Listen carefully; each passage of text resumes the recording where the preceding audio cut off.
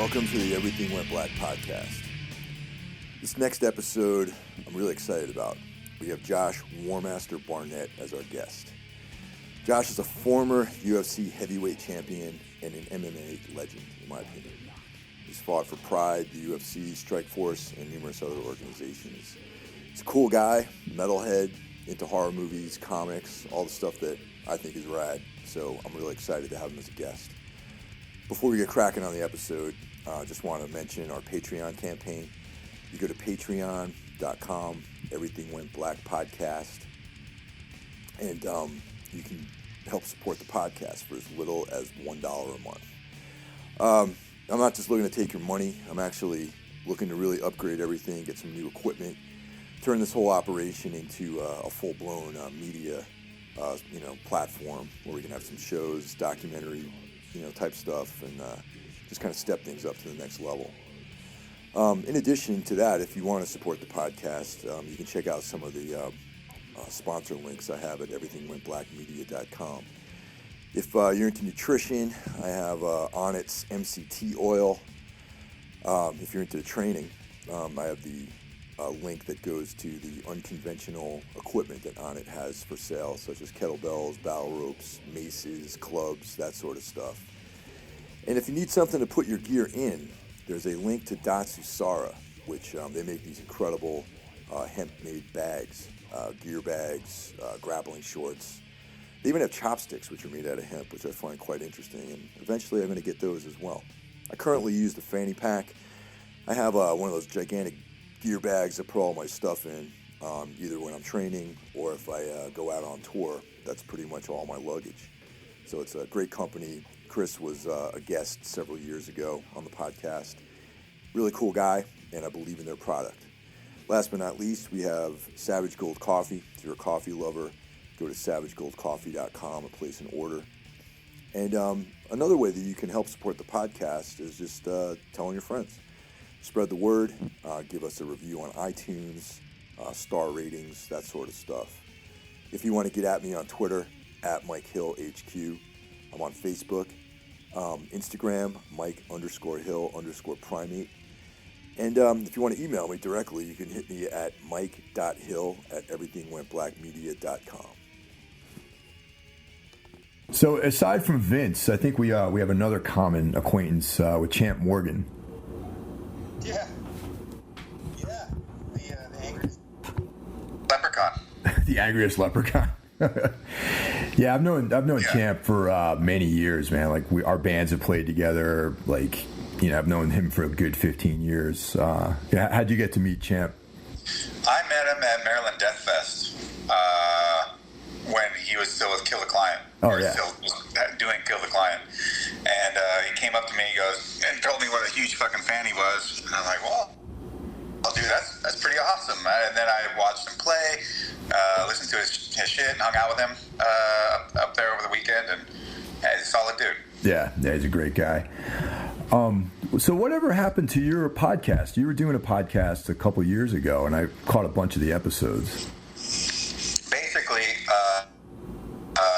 Fox just started doing a real shit-ass job and doing stuff like not editing the videos properly, like taping us 10 minutes before we're going to go and do our session, and then leaving that opening 10 minutes in there of people talking about completely nothing to do with it, just like, whoa, dude, what the fuck? You not pay attention to anything that you guys record? And then guys taking off on vacation, and I'm like, well, who's going to edit this? I just went and recorded Goat Whore live on location and nothing, or just not even putting podcasts up. So I mean, it was just like, wow, if you guys are going to be this unprofessional, then there's no way I can make this happen, which was really surprising because Fox is pretty big, but it was like dealing with amateur hour. So at the end of the day, it's like, I'm not going to put my name on something that can't be to the quality that I want it to be. Yeah, it's too bad because it looked like just some of the guests you had on there were really cool. I mean, I'm a huge Goat Whore fan, and you had a lot of bands and stuff that I liked. And I don't know, I just thought it was pretty cool. But if that's the case, then say la vie. I did want to do more shit like that, like get all kinds of. I mean, there was like a push come to shove moment with them, especially when they're like, you could talk. I said, look, from the beginning, I want to talk about whatever I want to talk about. I want to bring on whoever I want to bring on. Do you have any problem with that? And they're like, no. Okay, great. Well, I want to bring on a guy who is an expert on Nazi occultism and the whole crazy Nazi occult element from World War II. And they were like, no, absolutely not. Can't happen. We don't want that here. I'm like, we're not here to talk about being a Nazi. We're doing Nazi stuff. We're talking about history. A wacky, crazy, very important to cinematography part of history. I mean, that's where we get rid of the Lost Ark, all kinds of Hellboy stuff, you know, all kinds of crazy movie villain shit. It's just weird stuff. I go, I want to get a guy on here and talk about that kind of crazy shit. Like, no. Yeah, it can't happen. I think like Nazis, and I'm like, I think like the major sort of old school mentality is just kind of behind the times, man, and like it's sort of like the independent thought is sort of still being like suppressed for this thing that doesn't really exist, like this perceived barrier that people can't handle certain concepts or certain sort of ideas, or that they need to have someone hold their hand into, you know, this down this passageway and having their minds made up for them. And that's too bad, I think, you know. It is, and a lot of it is fear and litigation based. They just well, if someone thinks you have some money, they're definitely going to find a way to try and get it from you. But at the same time, they're just always so concerned with what they consider their image, or trying to never be too particularly offensive potentially to any of what they might consider their core audience. But I don't know. I mean, I think that if you come to me for a podcast, what do you expect? What kind of shit do you think I'm going to want to talk about? Yeah, they obviously didn't do their homework, I guess. No, and you know, we started off with good numbers and everything, but it just wasn't going to go anywhere, and we were doing it for free at that point. And you know, there was also stuff like I said, look, I want to play music on this podcast. I'll go to people and get the rights cleared, but why don't you send me a blanket sort of licensing thing from your legal? Oh yeah, we don't need to do that. No, it's no big deal. And then I go and I get Andy on there from Every Time I Die, and they got a couple singles out. Their album's gonna drop like I don't know, like a month after the interview or something like that. So I go and I clear through Epitaph and their manager and get on there, play the music on the show, do all this stuff, and then in the end, the podcast goes up and nary a speck of music, and I'm like, the fuck? Now I look like a moron moshing around my own studio. Silence. So what the fuck? And they go, oh well, legal, blah blah. I go, you gotta be fucking kidding me. That's why I approached you long in advance. But you know, too many things like that, and you just can't. A successful podcast it will not make. Well, that's unfortunate. One of the questions I had to ask you is, you know, these days MMA is like sort of in the, you know, more in the public consciousness as a viable way of being, you know, an athlete professionally. But your first fight, I believe, is back in like '97 or someplace in the late '90s. Yeah. Back then, no one really knew about MMA. Like it was still this kind of shadowy, like underbelly. You know, you'd find it in the, you know, on a VHS tape in the porno section. You know what I mean? So, what drew you to the sport initially? Because, you know, I obviously I've been a fan since the '90s, and you know, Pride, all that sort of stuff. So, how did you even get involved in the sport back then? Like, it was because hardly anyone knew about it.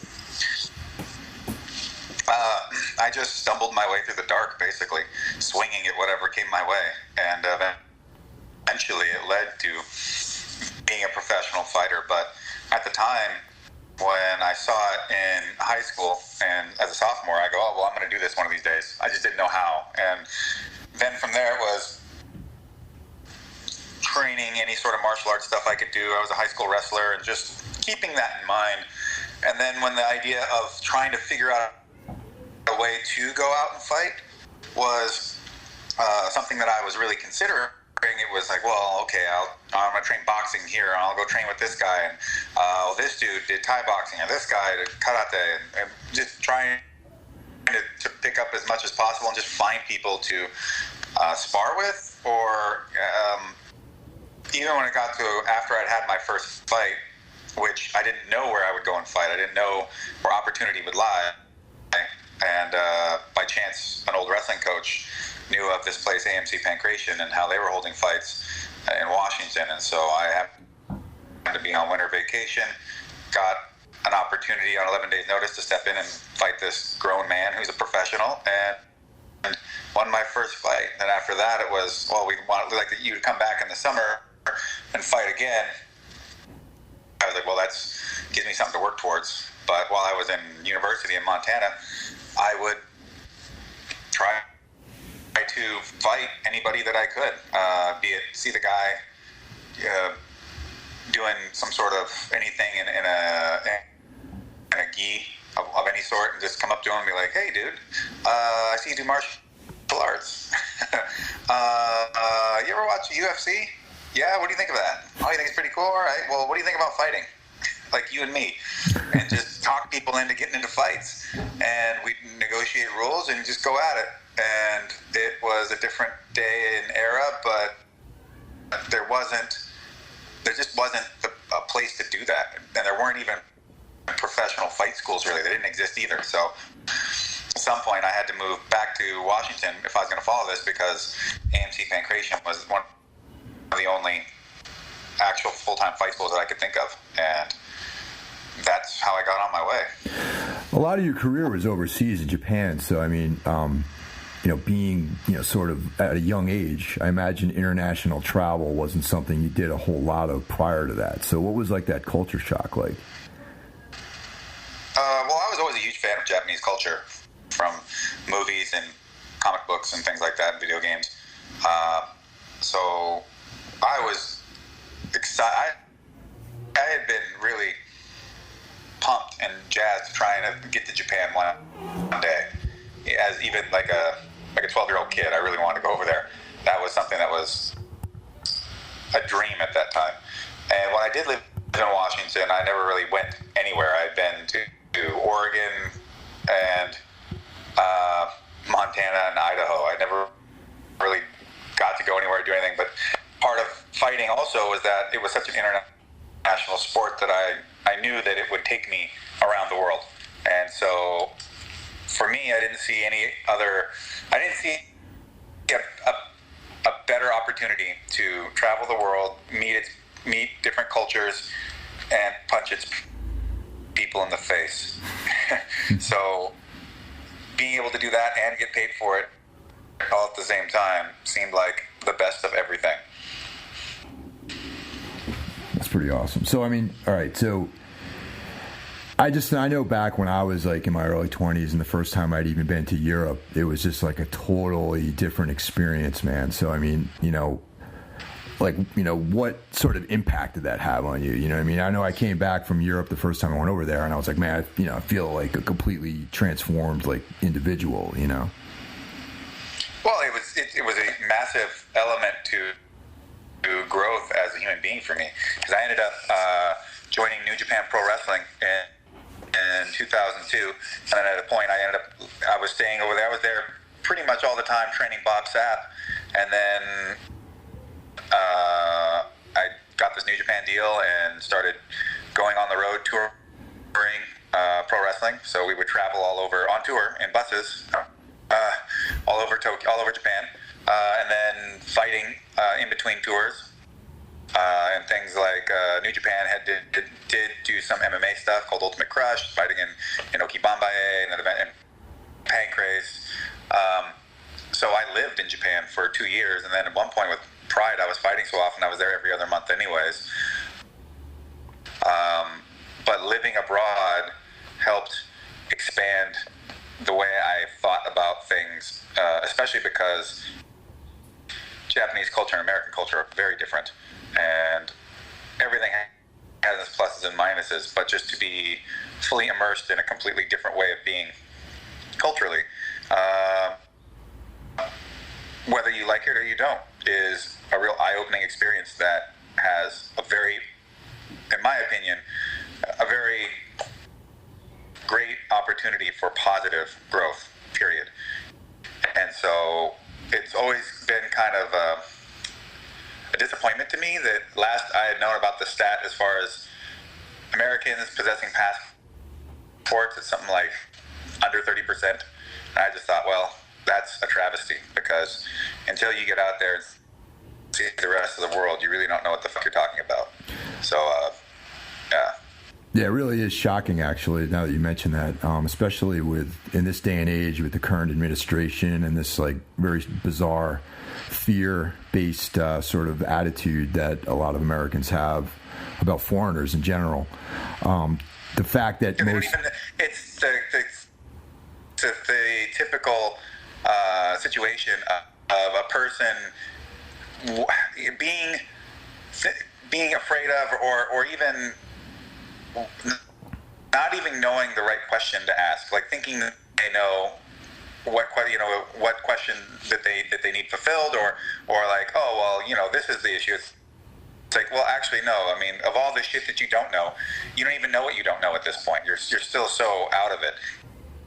And so, what Americans could be afraid of necessarily in a sense of a global level versus what they actually should be afraid of on a global level or I would imagine just 100% night and day. And that's just simply because you cannot create a good base of knowledge from an area of ignorance. And the only way to get rid of ignorance is to create experience, to have experiences, or to study to fill that gap until all of a sudden you're no longer ignorant. Maybe you're a neophyte, or you're starting to get a small piece of understanding, but going from having no idea, I mean, what real rationale can you create from that? Yeah, I think it's all part of the kind of the quote unquote system, in the way that, young people just kind of get roped into these vocations and careers at an early age. And, there's this very goal-oriented vibe in the United States where you get out of college, you get a job, and there's no time for really personal growth or expansion or travel or any of these other things. It's very rare that like young people typically get a chance to experience the world in a way that maybe you have, or if you're playing in a band and touring the world, you might see different things. This is true, and of all the things, I never felt like a guidance counselor was ever all that good at guiding me to anything. It's just people are woefully underprepared to be fully authentic, existing human beings in this world. And we have different, obviously, in America, our value systems are going to be different from Japan, and going to be different from Germany or any other place, different cultures. But I just think that even on a whole, in a lot of places, value systems are skewed into external, unnecessary things where you think people are thinking they're going to find fulfillment in these vapid areas like social media or material or wealth. And it's like, well, no, I mean, you're really just talking about tools in one sense. I mean, social media is a tool, wealth is a tool. They can all be very helpful. They do not create fulfillment. That's a whole different story. So you're known as Warmaster, and obviously, I pick up on the bolt thrower reference, and it's pretty obvious to a lot of people who actually listen to this podcast that you're a huge metal fan. So when did you start getting into metal? Was that something that you, as a kid, you always got into, or is it like later on in life you discovered it, or Well, I was always a metal guy, and my dad was a classic rock blues dude, and so I would hear Zeppelin and Savoy Brown and Clapton and all kinds of stuff like that, and then like Robert Cray and B.B. King and various blues artists too, Stevie Ray Vaughan. But what was kind of making the rounds when I was a kid was Maiden and AC/DC, Metallica, And I got to tell you, when I'm a young kid and I see an Iron Maiden shirt with Eddie on it, with a bloody hatchet in his hands, and it says Killers, I just was like, whoa, what the hell is that? That must be the coolest thing ever. And I became this huge Iron Maiden fan. But then from there, it's like the son of the people that used to babysit me when I was really young. He's a big metalhead, and so at one point he handed me down his Metallica Damage Incorporated t-shirt. Nice. And I thought that was the coolest thing ever. I wore that into absolute pieces, and I really started getting into metal.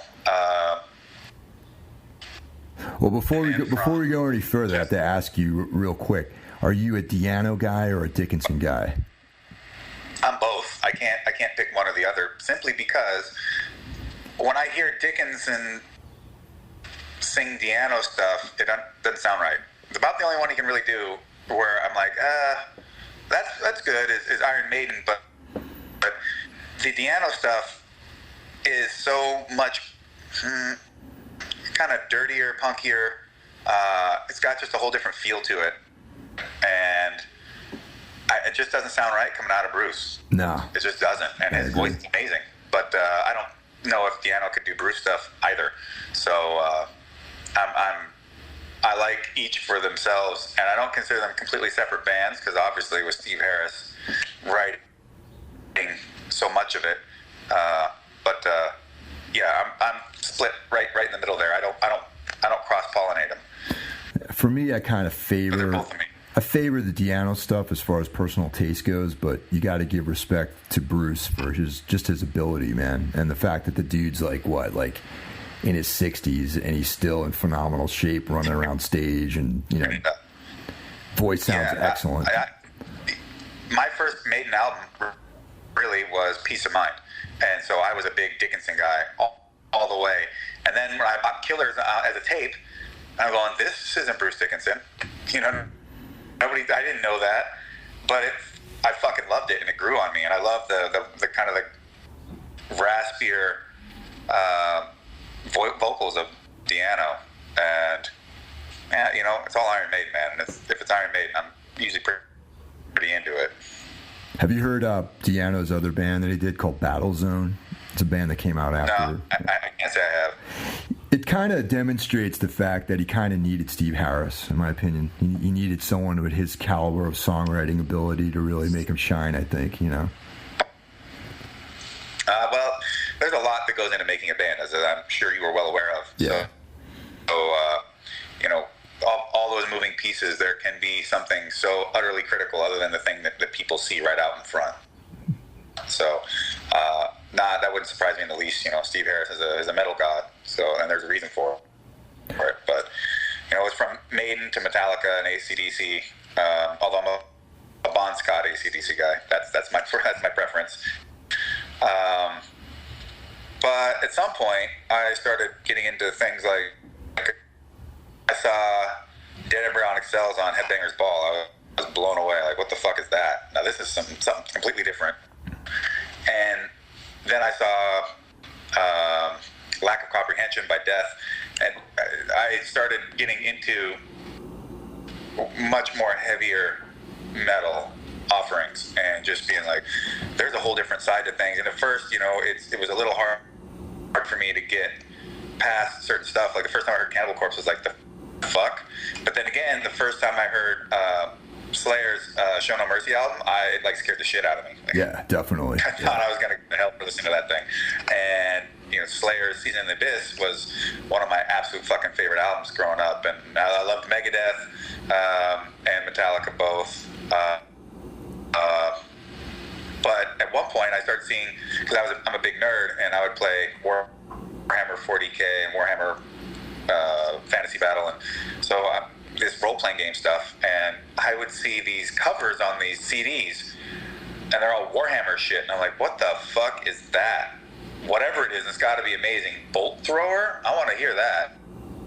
Oh, yeah. Yeah, totally. And first time I listened to Bolt Thrower was just so heavy and crushing and epic I felt like not only was it the perfect soundtrack to the art that was on the covers, but it was just something beyond anything else I was listening to. And from there, I would get into other heavier shit and move my way along. Yeah, there's a new band called it's got Bolt Thrower guys and Benediction in it. What's that? Oh, you think Memoriam? Memoriam, yeah. That's like the next wave of Bolt Thrower, man. That stuff's pretty awesome. There's a group called Gatecreeper too that is, you can tell, is quite heavily Bolt Thrower influenced. And I saw them live with Nails and Toxic Holocaust, and they fucking ripped. Oh, cool. And there's also a band out of Texas, I believe, I don't know if they're still around, called Warmaster, who is also a Bolt Thrower homaged quite a bit, and they're pretty awesome too.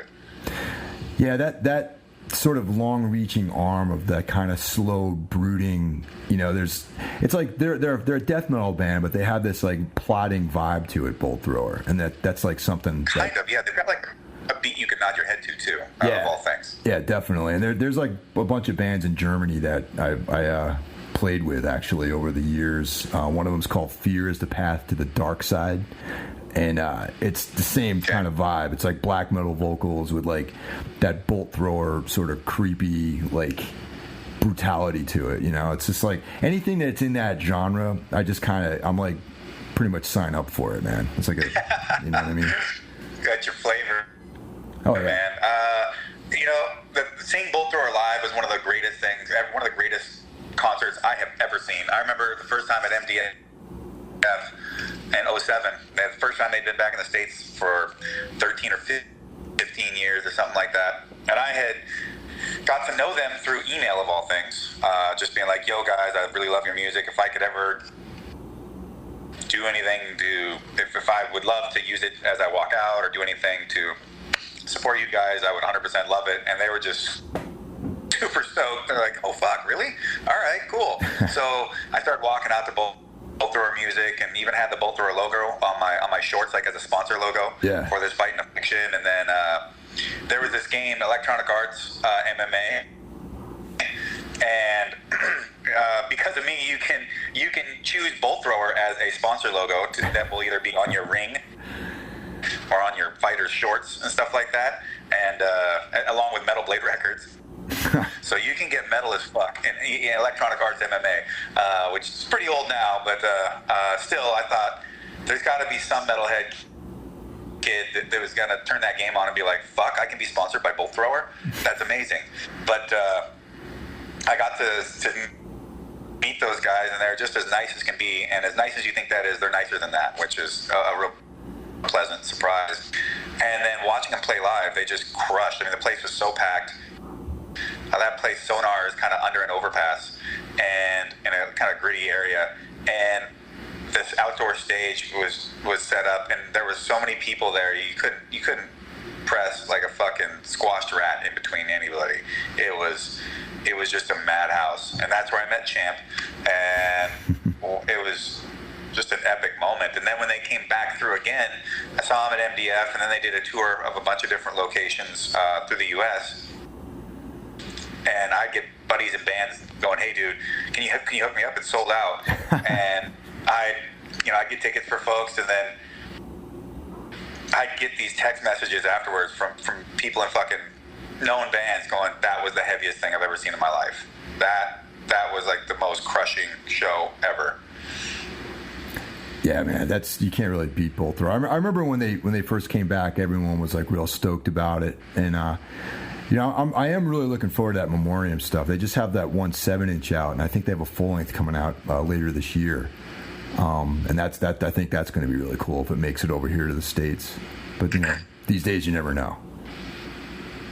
That's true, and those guys are all long in the tooth, old veterans, and whether or not they want to like jump on planes and shit like that, and start flying, and those chances diminish. But Carl still seems spry to put out music. He's got a bunch of good dudes behind him, and I'm excited for him to do their thing.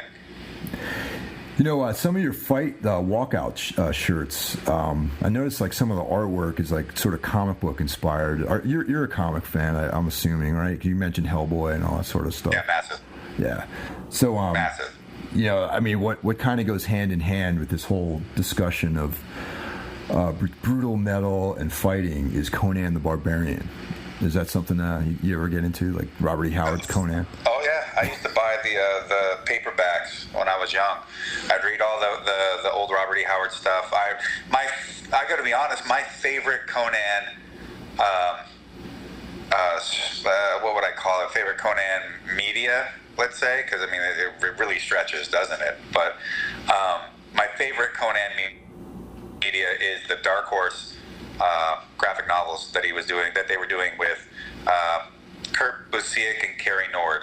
Yeah, those to me that's the best Conan platform, period. And the movie, of course, I love the living shit out of that. I really do. The most recent one, right? The original. Oh, the original one with Schwarzenegger. The original one. Okay. The original one. I haven't even had the most recent one anywhere near anything of mine, but the original by John Milius is one of my favorite movies of all time. But yeah, I read the novels. I love the Dark Horse graphic novels, and own the soundtrack. Fucking love the Frazetta prints. Yeah. You know, so the soundtrack's pretty epic, actually. That's like heavier than a lot of bands, actually. You know what I mean? Like it's for real. Yeah, it's like 12 French horns in the opening song. But yeah, like, you know, the Dark Horse stuff is rad. You know what I like about it? It's that, you know, I mean, I collected that stuff my whole life, man, and like, you know, the original Roy Thomas written with Barry Windsor Smith doing the art. It still very much felt like a comic book, you know, from the 70s. You know what I mean? It was like it came out in the era of, like, you know, Spider-Man and like the 70s, late 60s explosion that Marvel Comics had. And but the Dark Horse stuff actually kind of brought this other level of making it a little bit more truer to maybe what Robert E. Howard possibly intended in his original work. You know what I mean? And that's, I think, why I prefer that stuff too. I think so as well. I mean, it's not like Barry Windsor Smith's art isn't great, especially, you know, go look at Weapon X. Yeah, totally. That's an incredible story and it's beautiful. But you're right. The regular Conan books from Marvel, where they just still feel comic booky, and people screaming "aye" as they fall off of a wall or something. You know, it wasn't. Whereas the Dark Horse stuff is far more grittier, muddier, bloodier, and stays very true to the source material stuff, which even is even better when it brings in like the weird Lovecraftian elements that. As you know, Robert E. Howard and H.P. Lovecraft were buddies and pen pals, anyways, and they used to chat with each other constantly. Speaking of Lovecraft, have you checked out that movie, The Void? Have you heard of that? Everybody keeps telling me about it. I remember putting the preview stuff out there and being like, guys, this movie looks like it's sick as fuck. I think we should all check it out. And now I'm the guy who hasn't seen it yet. And it's like a love letter to Fulci and John Carpenter. So two things that I love already.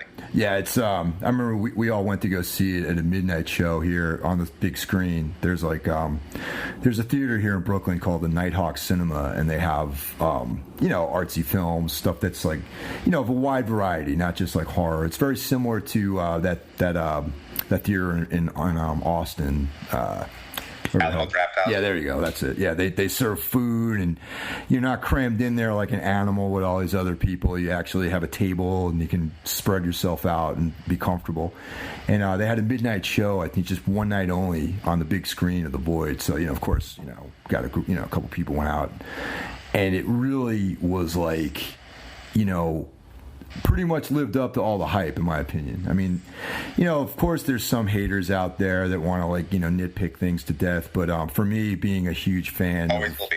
Yeah, being a big fan of, like, you know, Lovecraft and, you know, just horror and science fiction in general, I thought it was, like, you know, pretty awesome in general, man. You got to see it. That's number one, man, for sure. Highly recommended. I really want to see it too. You know, it's something it's on my to-do list, so to speak. And I'll get around to it. But I've heard nothing but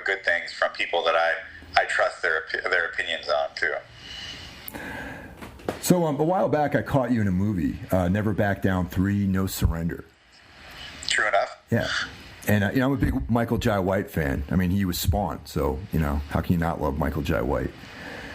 So, but I actually, though I liked him as Spawn, the movie, the HBO animated series I thought was a lot better than the film. That's just my honest opinion. Agreed. That's how I actually got into Spawn. I never really read the comics, but I remember watching the HBO animated series and loving it. And I thought that the movie could have been a lot more along those lines, but I feel like, it's Hollywood, and they didn't want to make it that dark. Plus, I think, isn't Spawn PG-13?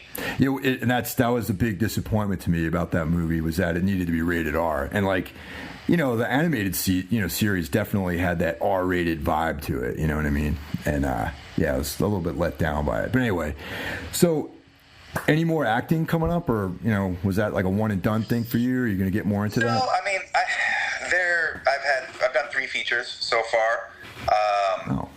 The first one was this movie Absolution with Steven Seagal. Oh wow! And then you can find that on Netflix. And then I also did, obviously, like you were saying, I did that Never Back Down, No Surrender, which was a massive. Just such an awesome opportunity. Also because Mike was one of the people who was big on pushing me to get into acting in the first place. So for me to be able to go and then help him and be a part of this movie with him was amazing. But I did a film with these really close friends of mine. They have a movie production group, so to speak. It's as indie as can be, called Coat Wolf, and Coat Wolf did a movie called Bellflower, which I dug, and then I got to meet these dudes and then help them and became a part of this movie called Chuck, Hank, and the San Diego Twins, which should finally come out this summer, but it's been about 5 years in the making, and I'm really super stoked to see how this thing comes out. Think Final Fight, Double Dragon, Streets of Rage kind of stuff, but done live action. Oh. But almost more literal in that if you knock over a trash can on the street, you might find a energy drink there and drink it and actually get better. That kind of thing. Okay. Or find weapons just laying around and gangs just pop up and start fighting you, that kind of thing. So I mean, how did you actually, you mentioned Michael Jai White got you sort of interested in it, I guess, but how do you find the experience of acting? I mean, I know it's, I don't really have any legit acting experience, but I've been around productions before, and it's a lot of waiting around, and so how did you find that whole experience? I like it a lot. It's difficult, especially if you're trying to get the best out of yourself, and it's not something that I can approach the same way that I approach fighting, and you can't just act harder or anything like that. But training is important, and finding your comfort level and being able to tap into certain feelings and emotions and elements within yourself, and then allow them to come out on screen when need be, is a skill that you have to develop, and you have to get more in tune with how you feel and think about things and how you interpret situations. And that to me is just anything that I'm going to do that makes me do something different or challenges me in a completely different way, I'm into it, because that's how you experience radical growth. That's how you really become your next stage, better version of yourself. And, if I can keep getting XPs, keep getting those experience points, I'm hoping that I can level up to, some sort of a 33rd level warlock. Who knows? Let's stick with it. Did you do any formal training or anything like that for acting, or just kind of DIY? I've done acting classes, but okay. I'm still pretty new. I guess I'm pretty raw. My manager loves to just give me a bunch of shit, and he goes, well, if you're anybody else, you wouldn't be able to pull this shit off. I go, well, I'll do my best nonetheless. So your last fight was in 2016 against Andrei Arlovsky, another legend in the sport as far as I'm concerned. So do you have any plans for another fight, or are you getting into coaching, or?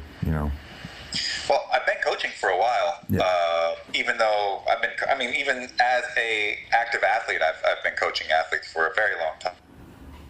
But I've been spending more time on my coaching, but also just after fighting for 20 years straight with no real break, especially no real set intended breaks. So I decided to finally have one.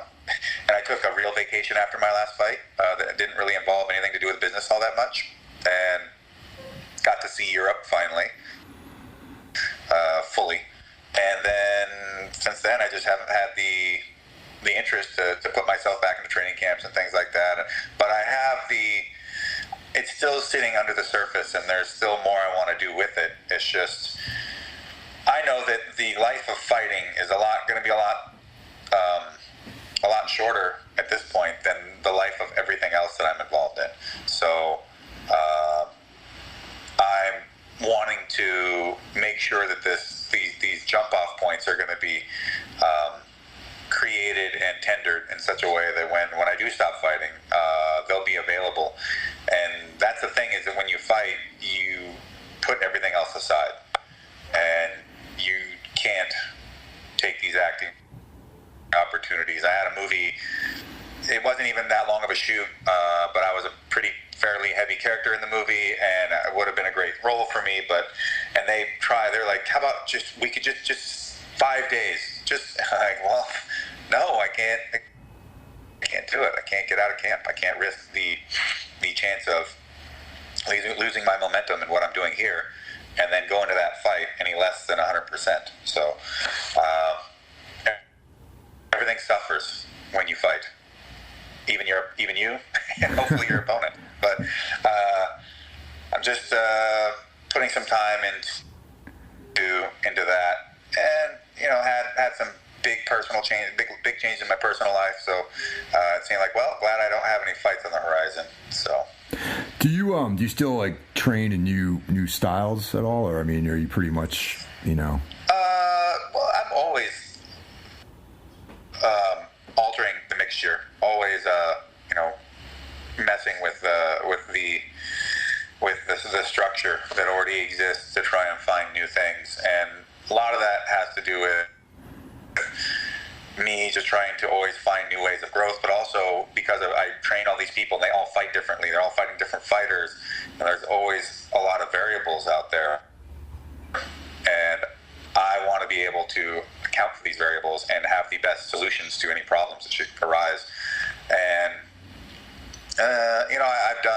I was doing Kyokushin Karate for a while, but I just haven't had the time to be consistent about going back in on a regular basis. So to me, that was going to be like my yoga, right? People go to yoga to chill out and stretch and work on. I'm like, I'll go do karate and work on katas. But it's a hard style. It's a sparring knockdown karate. So yeah, they don't wear gloves. Yeah. There's no gloves in Kyokushin, right? No, not bare knuckle. Because I saw this documentary called The 100-Man Fight. I don't know if you ever. I want to see that. Yeah, that looks fucking hellacious. Yeah, it talks about the 100-man kumite. Yeah, that was I didn't know much about Kyokushin karate prior to seeing that, and that was like a really, really intense documentary. Yeah, I actually own a copy of it, man. But that's another thing you got to check out for sure, man. It's great.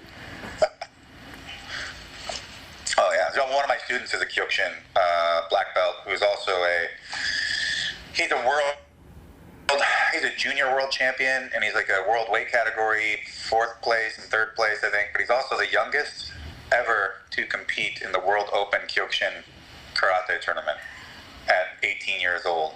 Wow. So that's so when I do go to karate, he's technically he's a senpai, so I have to do what he says, even though I'm his coach.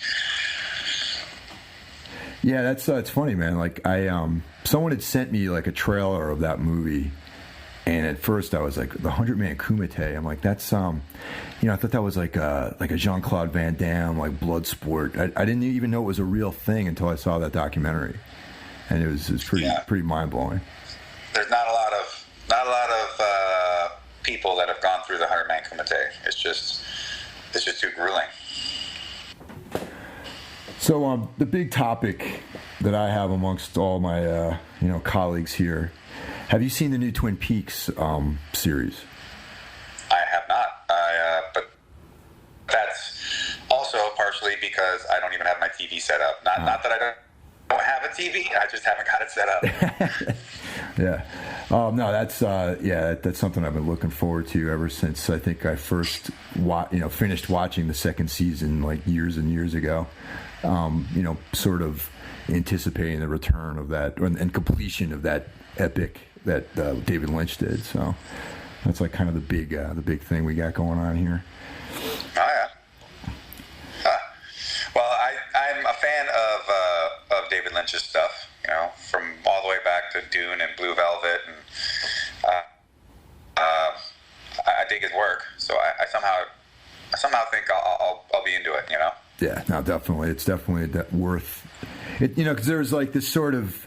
I was almost reluctant to watch it because part of me was like, is it going to be this sort of nostalgia trip, or is it going to be an actual legitimate entry into the overall storyline? And it feels very, very modern. Like it feels like something that's current and utilizing like storytelling techniques that are current to now, as opposed to a sort of nostalgia thing. So yeah, it's definitely valid, and it's like a good entry into his like twisted little world. Oh, awesome. Yeah. I forgot what I was going to say, but Twin Peaks is a very, very famous property, and I can see the like trepidation to want to step back into that, especially after so long. And when I heard about the Blade Runner sequel, I felt the same way, and I saw the trailer for it, and that assuaged a lot of my fears. But still, I'm not going to be 100% sure it's going to be what I hope it is. Well, the trailer looks pretty cool, and I have like confidence in Ryan Gosling. I think that he's a fine actor, and he's one of those rare sort of Paul Newman, sort of Marlon Brando-esque actors who sidesteps the kind of pretty boy vibe, and I think is also equally as appealing to men as he is to women, which is like a good thing. I think the character in Blade Runner has to have that sort of quality about him.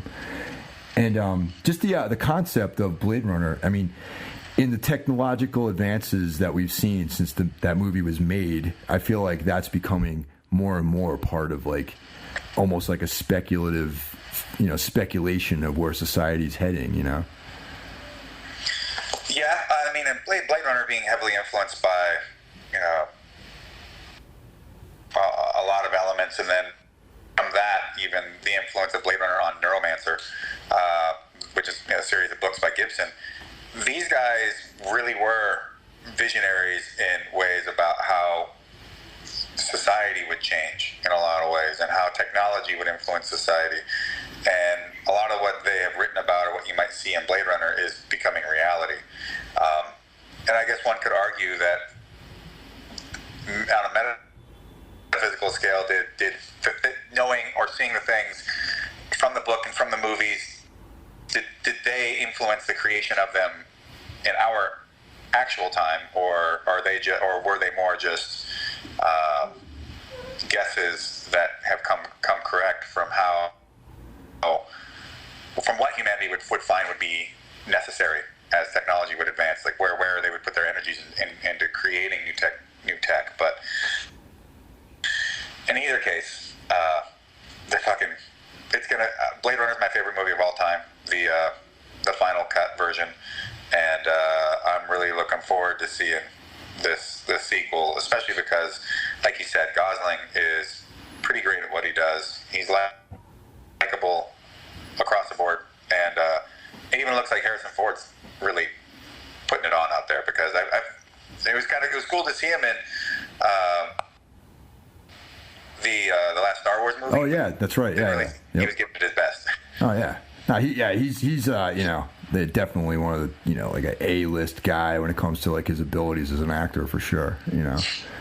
When does that comes out? Like there's still like several months before Blade Runner comes out, right? It's like in the fall sometime. Probably. I don't think think it's coming out anytime soon. But fuck, man, this year has gone by quick. I know. So I say it's not coming out anytime soon, and then I'll walk out my door and it'll be on the screen. So hard to say. Yeah, it's kind of weird how time seems to go by a lot quicker, man. Once it's like you get over, you hit a certain age, and it's like, damn, time is like speeding by.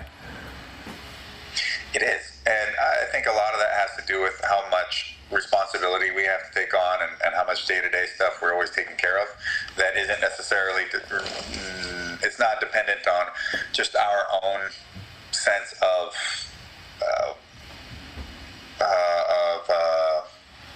wanting to do what comes to our mind. Like when we're a kid, spending so much time playing with stuff, and we spend like a little bit of time in the daytime at school, but then after that we're off just being in the moment all the time, being kids. But as adults, I mean, it's not that you can't be in the moment, it's just that you've got to be in other people's moments often, because there's this large amount of interconnectivity towards getting your work done, your personal life, creating new relationships, personal or business-wise, and then just tending to all the stuff that you have. Your sense of community grows far bigger, and when you're a kid, your sense of community is actually far smaller.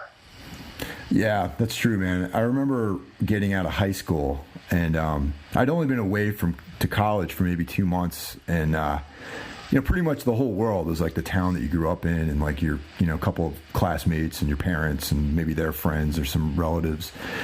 And coming back for Thanksgiving, it just, everything seemed so much less, so much smaller in a lot of ways. And you actually see the perspective of the town that you grew up in relation to the experiences you had in another city with other people, and sort of like the superposition of those things together sort of made you realize that, like, there's a bigger reality out there besides the one that you might have known for the first 18 years of your life. That's true. That's very true. And then you add the element of global travel that we talked about earlier. Yeah. And your idea of what your known universe is shattered. Well, Josh, thanks a lot for taking time out of your day here, and so yeah, appreciate the chat. Hey, my pleasure. All right, man. I'll see you soon. Take care now. All right.